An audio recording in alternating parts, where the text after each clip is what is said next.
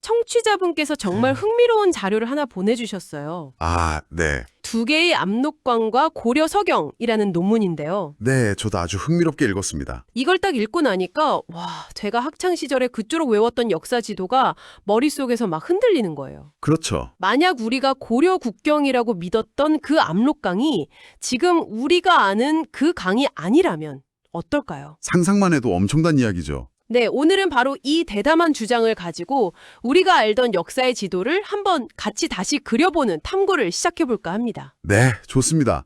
마치 오래된 지도를 들고 보물찾기를 떠나는 기분일 텐데요. 하하, 맞아요. 오늘 저희가 던져야 할 핵심 질문은 바로 이거예요. 압록강이라는 이름표 뒤에 숨겨진 진짜 강의 모습은 뭐였을까? 아, 이름표 뒤에 진짜 모습. 네. 그리고 그 강의 위치가 만약 바뀐다면 우리가 알던 강동 육주, 또 고려의 제2수도였던 서경은 다 어디로 가게 되는 걸까? 와, 아마 지명 하나가 역사의 무대 전체를 바꿀 수 있다는 걸 실감하시게 될 겁니다. 솔직히 저는 처음에 압록강이 두 개였다는 주장을 딱 보고 그냥 옛날 사람들이 한자를 좀 헷갈려서 쓴 게 아닐까? 아, 그럴 수 있죠. 충분히 그렇게 생각할 수 있습니다. 네, 우리가 아는 푸를 녹자, 얌록강 말고요. 맑을 녹자를 쓰는 얌록강이 있었다는 건데 그게 뭐 그렇게 큰 차이가 있을까 싶었거든요. 바로 그 지점에서부터 오늘의 탐험이 시작됩니다. 이게 단순한 오기가 아니라는 근거가 언어 자체에 숨어 있거든요. 언어요? 네, 이 논문에 따르면 압록의 만주어 발음이 얄루라고 해요. 얄루? 근데 이 단어의 원래 뜻이 토지의 경계였다고 합니다. 아, 경계선. 그렇죠. 특히 유목민족에게 강이라는 건 가장 확실한 경계선이었잖아요.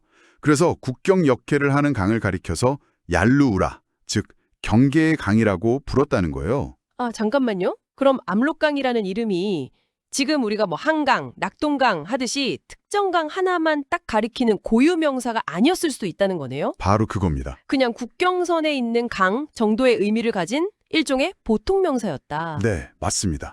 생각의 틀이 완전히 깨지죠. 와, 압록강이라는 이름표 자체가 고정된 게 아니라 국경선이 바뀌면 그 이름표가 다른 강에 가서 붙을 수도 있었다는 그런 가능성이 열리는 거죠. 그렇군요. 그리고 이 논문은 여기서 한 걸음 더 나아가서 두 개의 다른 한자가 실제로 다른 강을 가리켰을 거라고 주장을 해요. 아, 어떻게 다른데요? 맑을 녹자를 쓴 압록강은 지금 중국의 요하를, 그리고 우리한테 익숙한 푸를 녹자를 쓴 압록강은 지금 한반도 북쪽의 그 압록강을 가리켰다는 거죠. 오, 그렇다면 사료에서 어떤 한자를 썼는지만 보면 간단하게 구분할 수 있는 거 아닌가요? 아, 그렇게 간단하면 역사가 재미가 없겠죠. 논문에서도 지적하는 부분인데 문제가 좀 복잡해요. 예를 들어 우리나라의 대표적인 역사서인 고려사를 보면요. 네. 이야기의 맥락상 이건 분명히 요하를 설명하는 부분인데도 우리한테 익숙한 풀을 녹자를 쓴 경우가 많아요. 아, 혼용이 됐군요. 네, 그리고 조선시대로 오면서는 맑을 녹자는 거의 사라져버리고요. 그래서 단순히 한자 모양만 보고 아, 이건 요하다, 저건 지금의 압록강이다 이렇게 딱 잘라 말하기는 어렵습니다. 그럼 어떻게 진짜 압록강을 찾죠? 그래서 이 논문이 제안하는 방법이 아주 흥미로워요.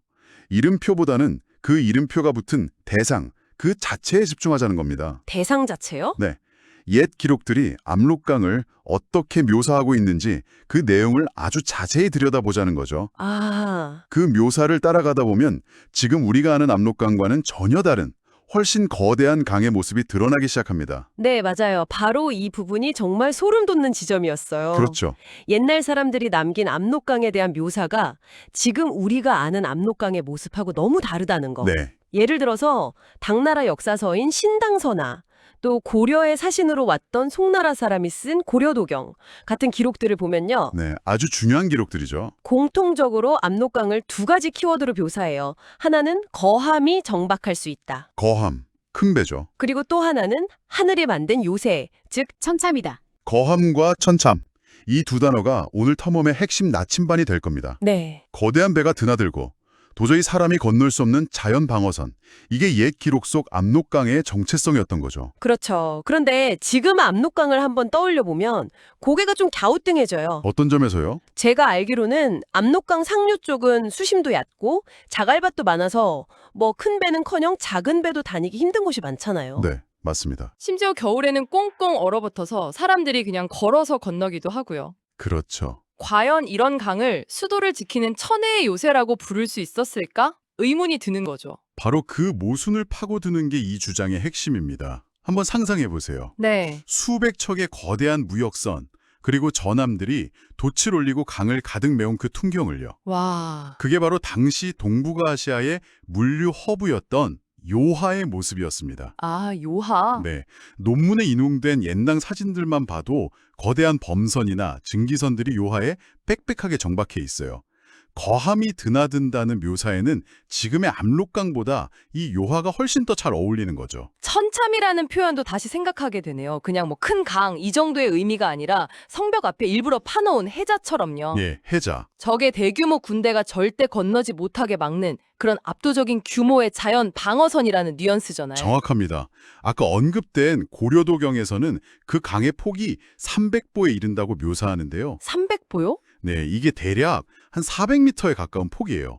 이런 거대한 스케일이야말로 천참이라는 표현에 부합하죠. 그러네요. 그리고 이 가설에 쐐기를 박는 결정적인 기록이 하나 등장합니다. 오, 어떤 기록인가요? 바로 태백일사라는 책에 나오는 구절인데요.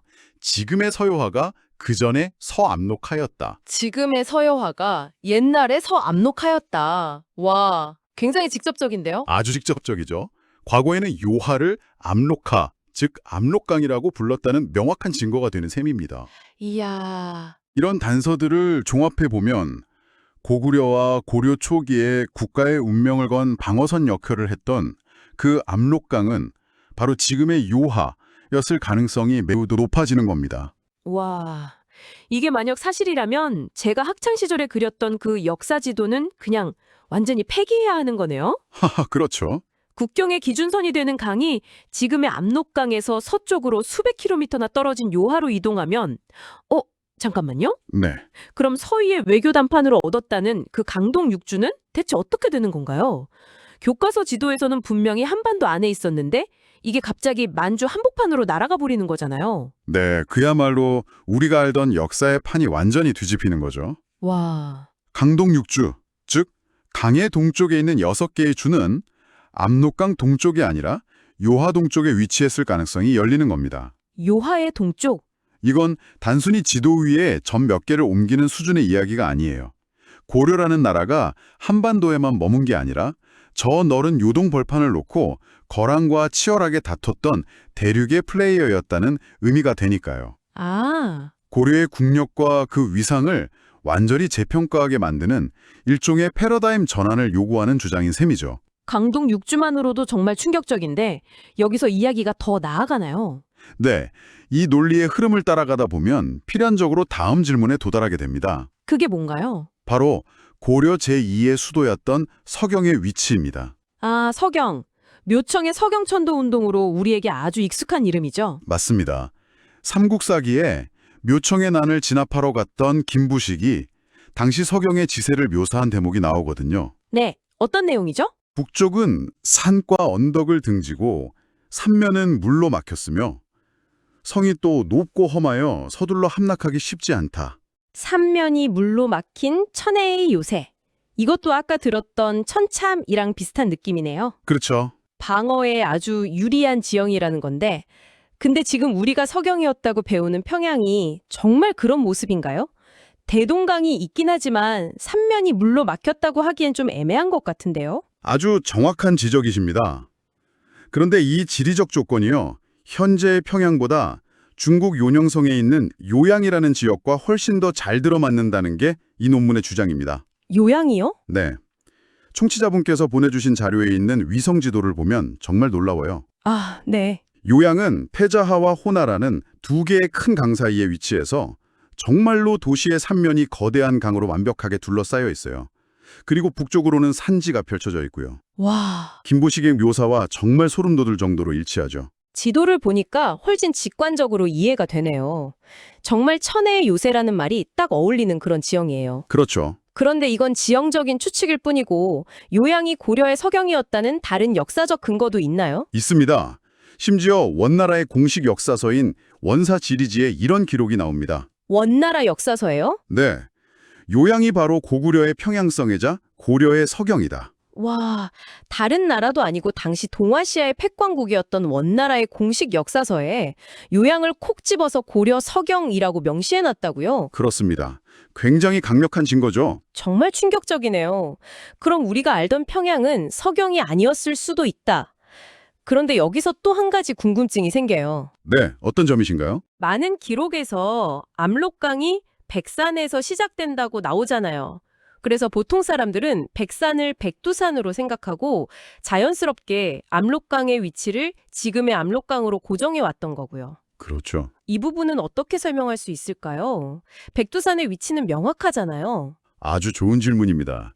그게 바로 이 가설이 넘어야 할 마지막 큰 산이죠. 네. 그리고 이 논문은 그 백산 역시 우리가 아는 백두산이 아닐 수 있다고 이야기합니다. 백두산이 아니다. 네, 여기서 또다시 고지도가 아주 중요한 단서가 되어줍니다.